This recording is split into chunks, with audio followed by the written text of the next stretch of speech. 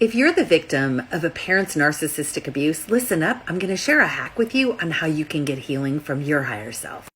My name is Tracy, and while I help my clients tap into their higher self to get healing and answers to all of their life, it's amazing because it also helps put them on track to listen to their higher self and live from a higher perspective instead of always living from the ego or the lower self. I want to share a hack with you on how you can work with your higher self to get healing from an abusive relationship from a parent by sharing with you what happened in a recent session. My client's mother was very abusive. She was a typical narcissist.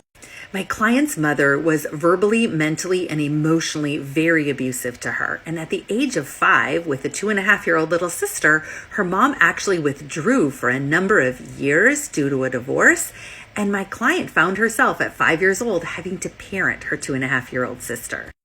And reading from the notes on my screen, I asked my client's higher self, can you go back to that little girl, starting when she first came out of her mother's womb until the time she left home, and gather up all of the words, thoughts, echoes, and actions of her mother. Send all of those negative ones that were not of love and light.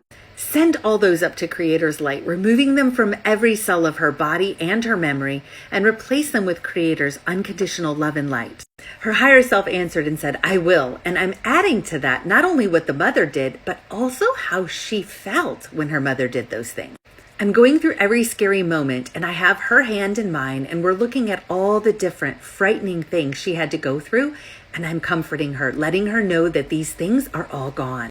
We're going to gather them up together. She can remind me of anything I might not remember, and we will send them all up to Creator together. We're going to do that for just a second here. And then there was a long pause. Okay, we're wrapping everything up, and we're taking it together and heaving it up to Creator. He has destroyed it and is sending back only the highest beauty, goodness, kindness, love, joy, wisdom, and the most important, love. She knows she's loved, and she doesn't have to be afraid. She had a lot of fear. We're going to throw that fear up too. Having an abusive and then an absent mother was very frightening. We're going to gather up all that fear and that feeling of not being looked after, and we're going to wrap that up, all of it. It's a lot, and send it to Creator.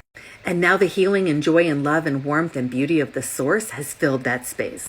So even if you're not under hypnosis, you can do this same thing. Doing the same thing, use your imagination, seeing it leaving you, and then seeing Creator replace it with something of a much higher value to you.